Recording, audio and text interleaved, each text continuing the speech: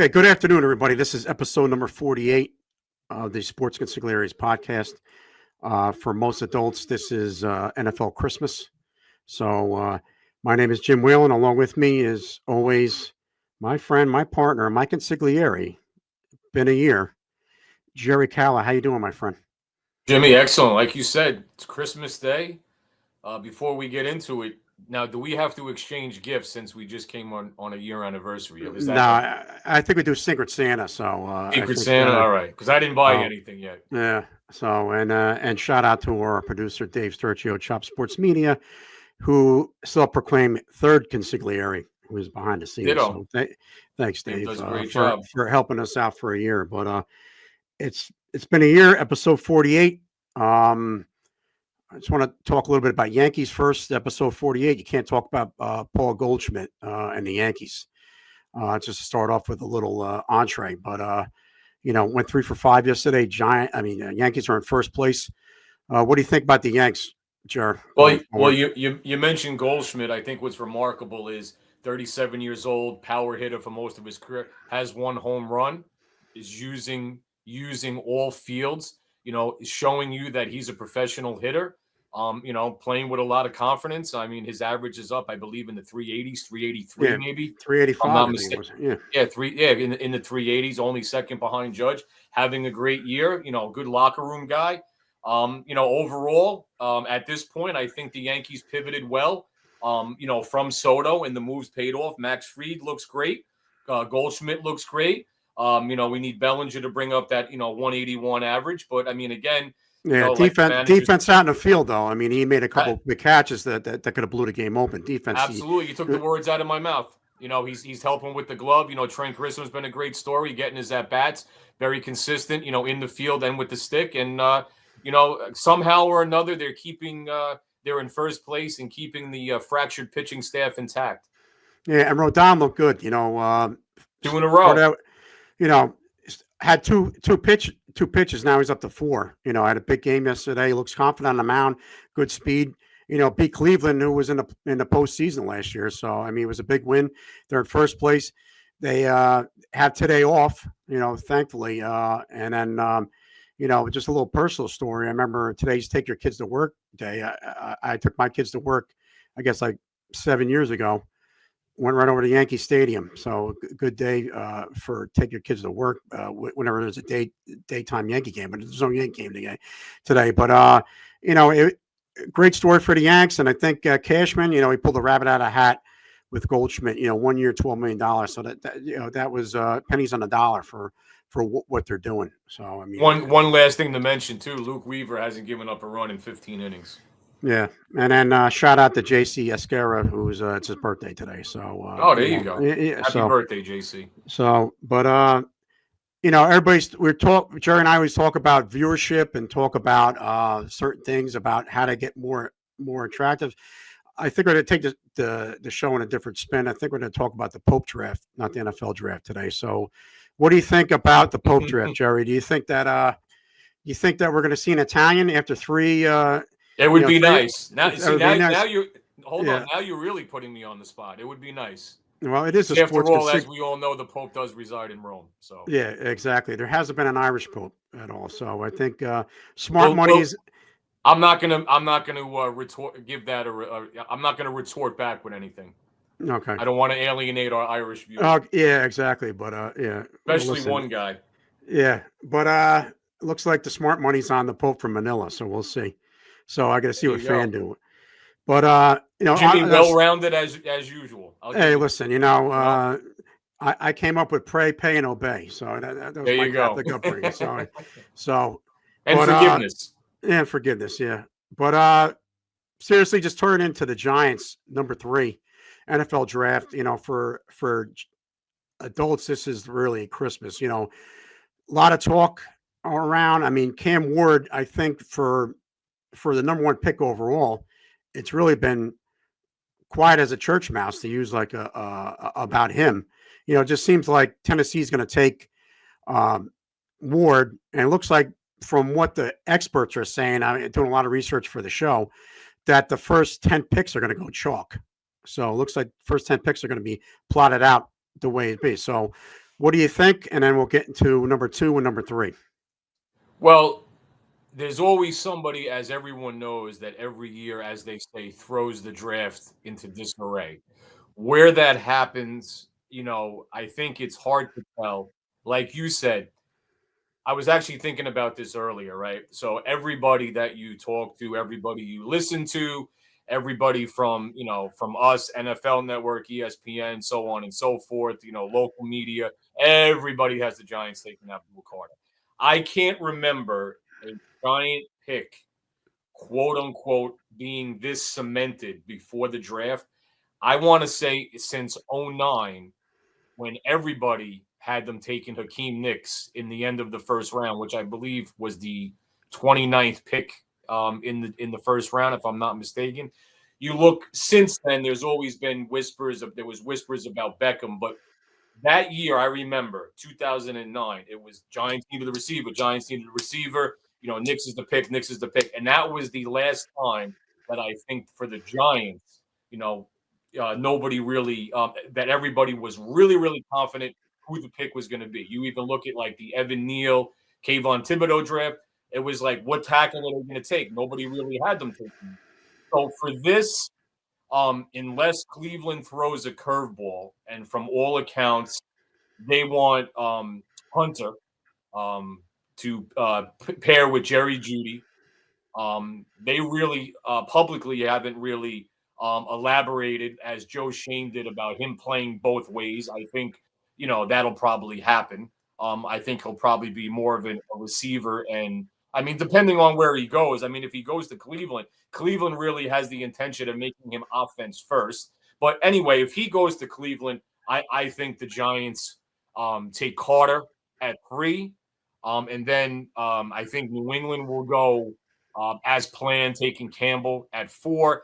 And I think 5 has the potential where things could kind of go awry. You got Jacksonville with the pick, right? You got Chicago coming up. Possibly Ben Johnson wants the running back, um, Ashton from Boise State. So maybe that's where things start to maybe kind of go in another direction. We'll see.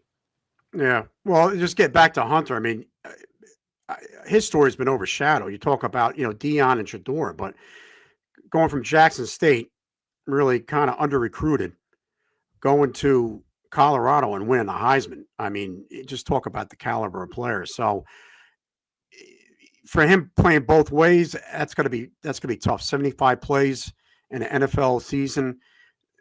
Players are bigger, faster, stronger, and I think he's gonna have to pick a side. I think he's got to pick a side. And if he goes offense, but who's going to throw him the ball? Joe Flacco. I mean, so that's with Cleveland. So the only thing with that is, does Cleveland trade the pick? So from what I'm hearing about the experts is that they're listening to trade. So does Cleveland trade that pick would make things interesting? What's your gut feeling on that? I think that Cleveland and the Giants. I know there was ramped up. All sorts of buzz, if you will, ramped up buzz that they were taking calls. Obviously, they're doing, as Joe Shane loves to say, the due diligence of taking those calls. There's 2 players in this draft that are considered generational talents, which are Hunter and Carter. I don't think you trade the pick. You trade out of the pick, for that reason. I I agree think with you. two I and agree. three right now. We don't. I mean, Hunter's projected 2, Carter's projected 3. If it was flipped, you're not trading that pick to pass up on a generational talent. I know Cleveland, their history with quarterbacks, their history in the draft, their history with the coaches, with coaches is really not that good. But at some point, you can't pass up on a talent like you said, from a kid going from Jacksonville State to becoming the Heisman Trophy, where you could probably get one side of the ball out of him, obviously, and then the other side of the ball have certain packages for him, whether that's offensively or defensively. So Yeah. I don't answer your question. I don't see that happening. And I think the Giants sticking with the best player available, which is Carter. And I think, I agree. and I was talking to our producer Dave off camera, and it's like when in doubt, you go defense. I was looking at some of the picks that they had in the lean years. LT in 81, I think it was 83, Coral Banks, 80, Mark Haynes. So I think that in times of uncertainty, you go with defense. And Pat McAfee had Tom Coughlin on yesterday, and I think that's a good strategy. Stack the pass rushers, and then cement the secondary, and then you got to get to the quarterback. You got to get to the quarterback and upset their flow. So I think that would be a good thing. And Thibodeau, I don't think they're going to trade him. I think they're going to have him play out his contract. So I think Abdul Carter, ironically, a Philly native, is going to be a Giant. So any concerns with the injury? I know he tried to tough it through a national championship. Any concerns with injury, or you think that's No, I mean, I think from all accounts, the injury is a non-factor. And again, just to touch upon what you said, I mean, if you're taking, and it's amazing, right? Because like there was a report today that Sanders might actually fall out of the first round, which I really don't see that. But I mean, again, if you're taking you need a quarterback at 2, like Cleveland does, Giants 3. You want to marry that quarterback, like they say. You got to be in love with the quarterback. And, I just don't think either of those organizations feel that way about Sanders. Some might even say that, Milroe and Dart, there's not much separating the 3 of them. So I think that's another scenario, that could play out. But again, like you were talking about, you can never go wrong with defense. I'll never forget in '84 when the Giants took Carl Banks. That was highly criticized because they had Brian Kelly, Van Pelt, LT, Harry Carson. And, again, Carl Banks is a legendary player. He's still, very involved and on the radio with the organization. So, again, I have no problem with Carter from all accounts. He's good with the injury. And I tell you what, him, Thibodeau, Spider Burns, and, Sexy Dexy. I mean, the defense is much improved. The secondary is improved. Shane Bowen, he's got what he asked for. So, the defense is improved. And now, again, you go with the quarterback. I said this last episode, I personally don't think they would assign Wilson and Winston if they were going to take a quarterback at 3. I know a lot of people disagree with me on that. I just don't think, you bring in Wilson for $12.5 million. What's your plan? Sanders is not, if you took Sanders at 3, you're not going to sit him the whole year. What are you going to bring in Wilson, for 10.5 with incentives, to be supplanted after 5 games? And then what do you do with Winston? I think realistically, you play Wilson, you play him out the year. Maybe they get a guy like Dart, a guy like Milroe, right? And then next year, going into the camp, the quarterbacks are Dart, slash Milroe, or Milroe and with Winston, because that'll be the second year of his deal. That's the way I see it. Whether they take a quarterback, depending on how the rest of the draft shakes, early second round, or they trade back into the first round, which is a possibility. And let's really say this, to just throw it out there. Let's say Sanders does drop. You have Pittsburgh, I believe, at 21. So then what becomes interesting, if he does drop 21, yes. So then the Broncos, the Buccaneers, even Seattle at 18, 19, and 20, they kind of have some leverage if the Giants want to trade up in front of Pittsburgh, because I don't think he'll fall out of the first round. And I know Pittsburgh is linked now with Cousins, something maybe after the draft, but I don't see him falling past Pittsburgh. I don't think so. I agree with you with that. I think that it seems like smart money's on Pittsburgh.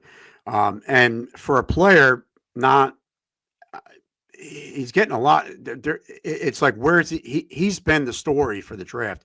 Where is Shedeur Sanders going? So he was in the top 10 this week. He kind of dropped out of the top 10. He's going to probably go in the middle of the first round. I can't see him going in the second round. I just can't. I think with his pedigree, who his father is, I just can't see that. So I think Pittsburgh might be. They need a quarterback. They traded a quarterback. It would be a good fit if you're talking about Cousins there. Cousins would be a good person to learn from.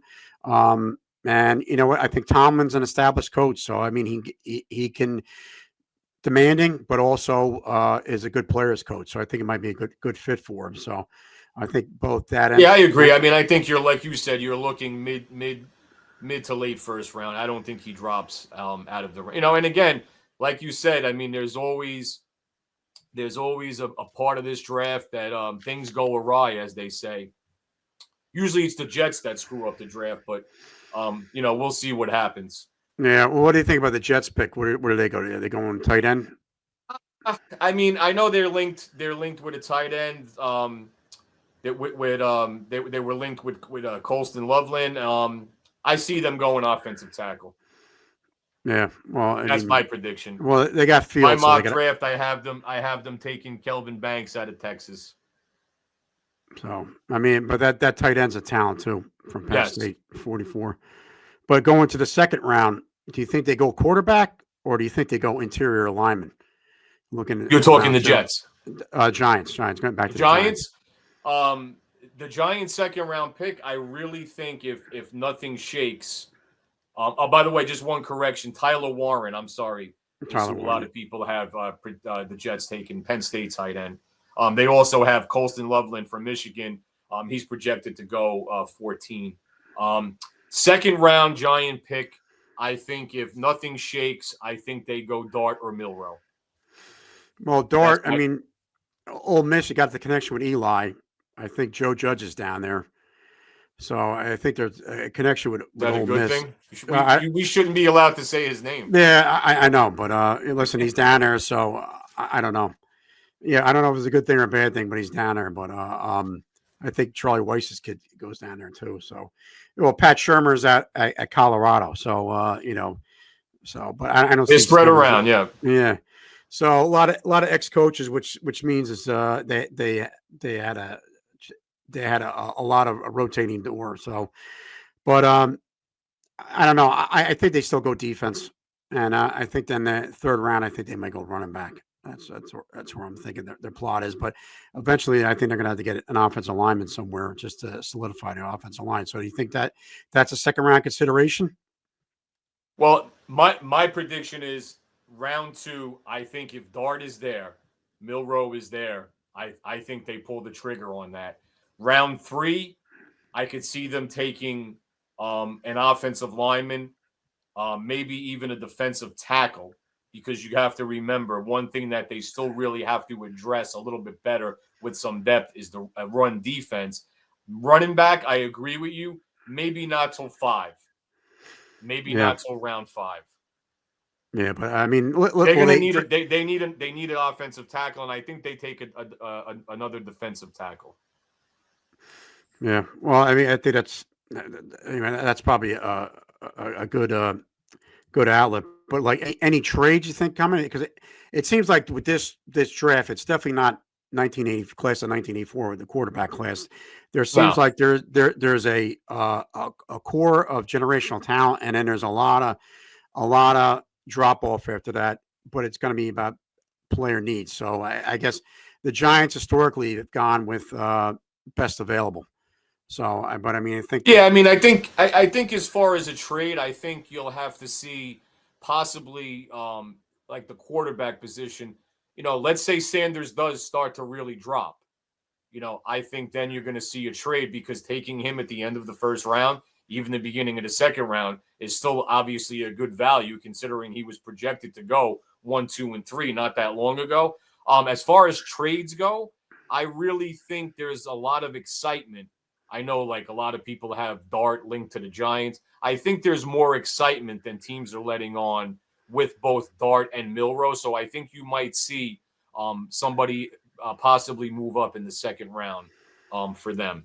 and But then we like you talked. said, though, people really moving up in the first round. I know there's some talk about, everybody's excited with the running back from Boise State who we referenced earlier. There was talk the Raiders were going to try to do something, maybe slide up. I really don't see, maybe more than one trade, maybe 2 trades in the first round. I really don't see that.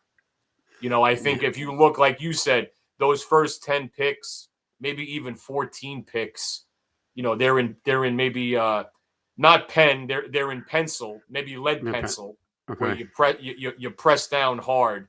And then after that, I mean, we'll see. I mean, I don't think you're looking. What are we going to see? Maybe two quarterbacks taking in round one. Yeah. Maybe Dart. The end of the first round. I don't know. I mean, Yeah. Well, I could see that, but what about the Louisville quarterback, the 26-year-old? I know the Giants kind of worked him out. Was it Shao or whatever his name? yeah. I mean, he's there. I think he goes later on. They were linked to them. Again, at this point, what is a misdirection? What is smoke and mirrors? Like I said, I'm gonna, if I was a betting man, I think they come out with their first two picks of Carter and Dart or Milrow. Yeah. I think if Well, they make a move, I think they would be ecstatic.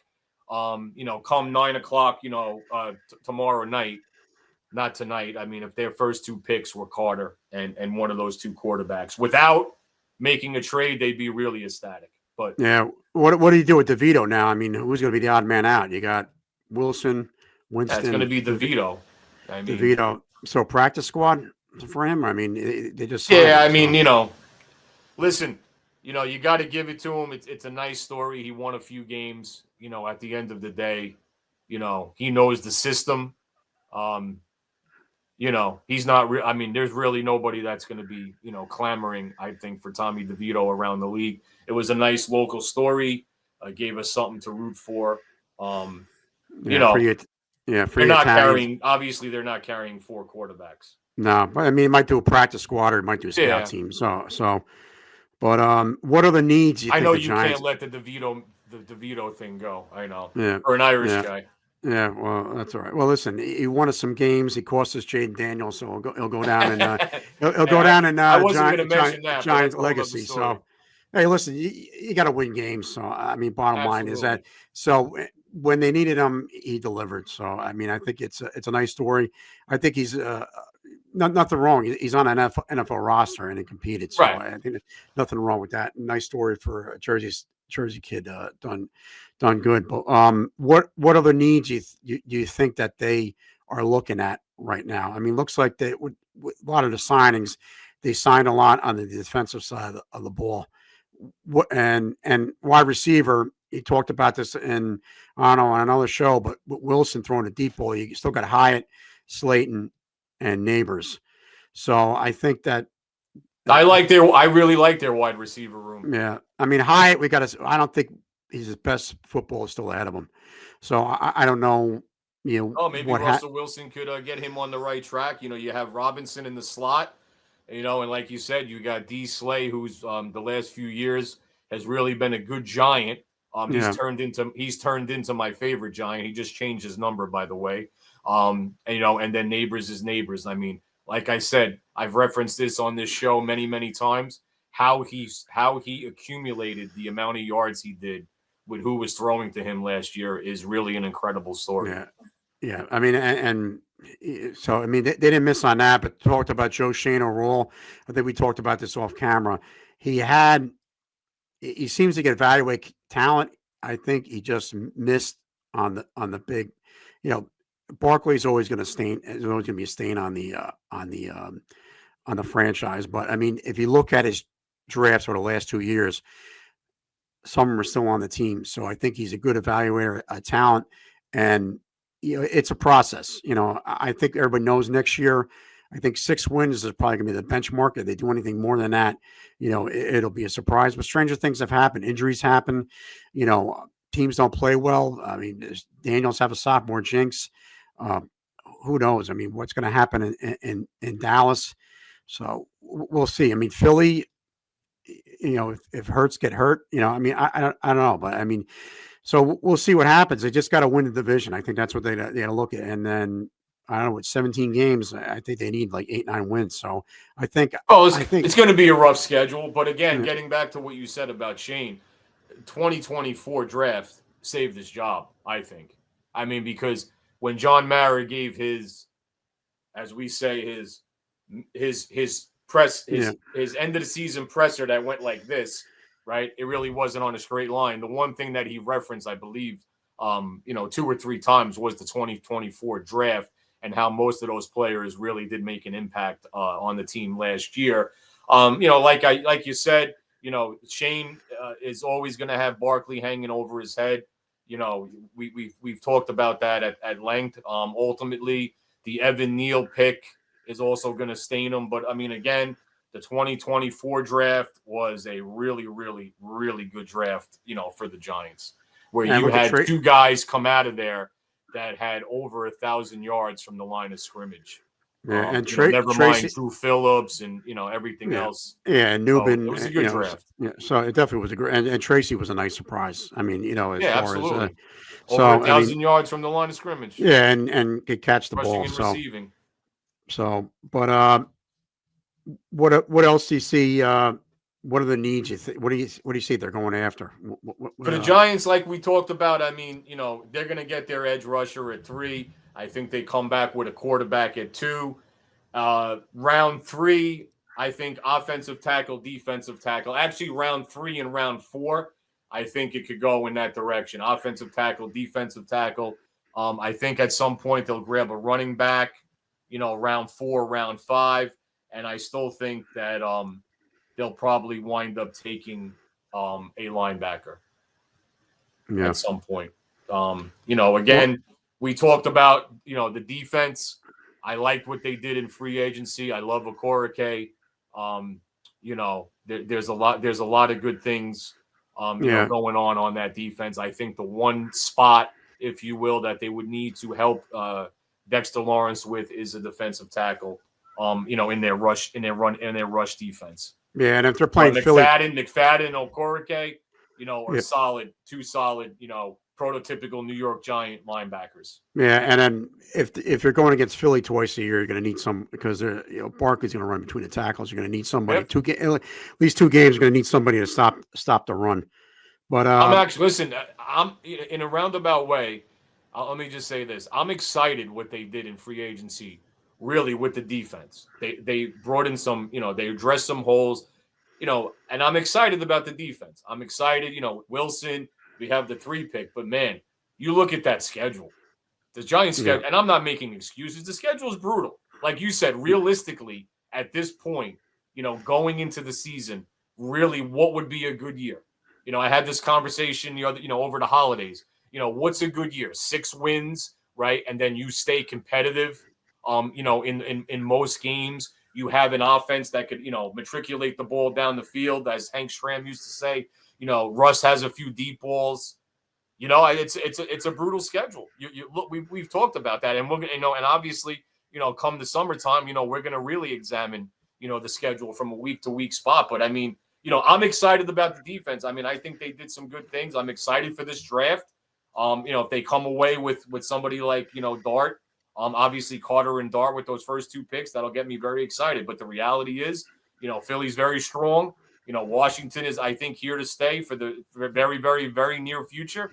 And their schedule is tough, but and that's how it crumbles. Timing is everything. And Dallas. But I mean, one player that I haven't heard his name mentioned, which I like to see the Giants take, which would be somebody that would be a good compliment as a 2nd or 3rd string running back, would be Kyle Monangai from Rutgers. Led the Big Ten in rushing 2 years ago. I haven't heard his name. I mean, I've heard the Ohio State running backs, their trio. I think they're talented. I've heard the kid from Arizona State, the Iowa running back, the UCF running back. So I've heard a lot. But I mean, I wonder if they go home cooking in the 5th, 6th round, Kyle Monangai.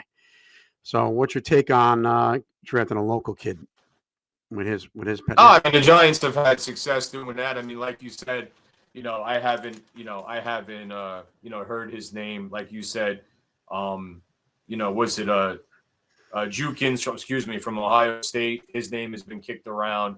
What we shall see about that. I always like how you work the Rutgers plugs in. Yeah, well, Rutgers and Elizabeth. No Elizabeth players on here, so I mean. Yeah, well, that's Well, we'll see. You still have your Todd Bowles poster. So yeah, Yeah. Hey, listen, guy's got a collection of Super Bowl rings as a player and as a coach. So, Oh, but very good player for the Redskins. yeah. But what else is on your mind then, Jerry? What else you got? Well, I mean, well, actually tonight you got the Knicks too, which is I can't believe the NBA put the Knicks on at 7 o'clock, and the draft's going to be at 8 o'clock. So, and Well, the I NBA don't. does the NBA, and again, I think this is going to be their undoing. They don't think that anything else exists outside of the NBA. Like you said, of all nights, you know, The two Jets and Giants in the top Jets and 10. Giants in the top 10, but I guess it is what it is. This series, we'll touch on this really quick. We were going to save the NBA playoffs for another time, but Yeah, again, this series does scare me. I'm not surprised what happened in Game 2. The series worries me. It does. Listen, bottom line, Detroit came to New York, as the saying goes, right? Go, split and go home. That's what they did. They split, yeah, and they're going home. yeah. Well, I mean, they got to find some offense. They looked a little disjointed in this series. And Yes, they did. Kate Cunningham is legit. Man, he's a legit player. So. No, listen, Game 1, they went on a magical 21-0 run. That's why they won Game 1. You're not going to see that, obviously. You never mind. You're going to see. You might see that once a playoff. Never mind once a series. Yeah. It's going to be a difficult series. Yeah, and it looks like it's physical series. It looks like it's I tell you what, watching a Game lot 2, of bodies getting thrown around on the court. somebody, I think for people our age, I watched Game 2, obviously, and I appreciated that somebody at my age, it really was an old school feel. Knicks, Pistons, two blue collar areas, blue collar fans. They let them play. It was physical. I'm just glad that Isaiah. I tell you what, it would have been nice to see Isaiah and Bernard King out there, but Yeah, and Oakley, I guess Oakley and Oakley's back in good graces. So it's nice. I guess yeah, there was a peace treaty. So I guess yeah, it's always good. the Russian Ukraine and the Middle East could be solved too if Dolan and Oakley That's can true. That's bury true. the hatchet. So there's a lot. I don't even want to say Dolan is an acquired taste because I don't think you could. He's just a very peculiar individual. Yeah. I know Well, everybody in New York loves taking shots at Woody Johnson. Obviously the Knicks are on the right in the right direction. I mean, it wasn't always the way, but I just think Dolan is just a very, very odd individual to say the least. Well, listen, Leon Rose really built the team. Without I a mean, doubt. so Now they and got he to was start over with the Rangers. yeah. Well, and Devils look like they're gonna. Hopefully they win a game or two here, but I don't know. Doesn't look good. The future looks Jimmy, bright for the Devils. give me your prediction. Giants at 3 right now. I think Go Abdul Carter. Carter. I think Carter. I think you called it a couple weeks ago when Sanders was still in the top 10. I think kudos to you that you did your research and Carter. I think there's not too many. I think when you're looking back at the draft, you know everybody's going to say, what were they thinking not taking him? I think he's that type of player. Philly kid, LaSalle prep, went to Penn State, linebacker there's a lot to like about him. So you look at the lineage of Penn State linebackers and, he had Micah Parsons in front of him. So, I mean, Micah Parsons is wreaking havoc on the NFL. So Who I think also thought he was going to be selected by the Giants. yeah, And even then we that. decided to trade back and get the your all-time favorite, the young Joker, Kadarius Toney. Oh yeah. Yeah. Is he on a roster anywhere? I know he won the Super Bowl with I Kansas don't know, but I City. can tell you right now, I'll make you a great deal on several of his rookie cards, even a few autographs. Oh yeah. I'll throw them in for a slice of pizza. Okay. All right. We're going to meet up somewhere. Yeah. Well, what do you say, Jerry? You want to take this home? What do you think? I guess we'll be Well, texting again, tonight. I just want, before we close, I just want to say, listen, it's been a very interesting year. And I really mean this. We had a diverse, really, really diverse, many guests from a diverse background. It's all facets of the NFL. facets of Major League Baseball, ex-reporter, super fan from the Expos. We dabbled into the sports art world the last time. Japanese baseball, college basketball, NBA basketball. We've really covered soccer, despite some of our listeners, protest. We've really had a diverse group of guests, and Jimmy's a big part of why we've had a diverse group of guests, and I really look forward to what the next year brings. I mean, we're going to keep the format the way it is. We're going to cover the big occasions, so to speak. We're going to cover the the local teams. I think this year it was exciting. We actually got into a little bit more than we anticipated with St. John's, which if you could see what they did in the transfer portal, that'll be the case. That'll be the case next year. But again, getting back to the show, I'm happy in the direction the show is heading into. And, well, listen, Jerry. We'll diversify it again. Yeah, well, listen. I mean, for some reason, we had a lot of luck this year, and then I really can't thank you enough for agreeing to come on, because you definitely add a lot of expertise. You do a lot of people see the finished product, but we talk, and then I go out there and execute, but you kind of give me the game plan. So I got to give you a lot of credit for who should we target, when should we target, when should we pivot? It's a team effort. Yeah, when we should pivot to soccer, and then all in all, it's been a great year. So I can't believe it's been a year. I just feel like we just started this podcast. Just think, right? A year ago we started the show, and you weren't putting product in your hair. Yeah, no. And now a year later, we're successful, and you're going for the Francesa look. I love it. I got it. I got to get my Diet Coke somewhere. It's somewhere in the house. Yeah, you got it. I was so nervous. You got to start screaming every 7 or 8 minutes. Yeah, exactly. 7 or 8 minutes on a tirade, and then we got to start talking about the 10 best presidents of all time, or go on. That's it. Yeah. Go on some sort of rant. So, but listen, Jerry, it's been great a year, and I can't thank Dave Sturcio for being the eye in the sky. So he's got a lot of interesting things coming up. So, but all in all, so good luck to the Dallas Cowboys. Hopefully they get something at 12 with. I'm not saying that. Yeah, well, listen, you gotta keep good neighbors. But you want this show to be published, right, Jerry? Yeah. What was that, Dave? I said you want this show to be published, right? Yeah. So I was just gonna say I only talked to Dave about the Yankees and wrestling. That's it. Yeah. But he's got a lot of interesting stuff coming up. I guess War at the Shore in July 2. War on the Shore 2. So Thrill TV. So I mean, he's got a man of many talents. But Dave, thanks for the last year, and we'll be wrapping this episode number 48 up. Paul Goldschmidt. Happy birthday, JC. And go enjoy the draft. Yeah, go Big Blue. And defense. I think that's going to be the recipe for success. So, all right, Jerry, we'll be in touch. Everyone.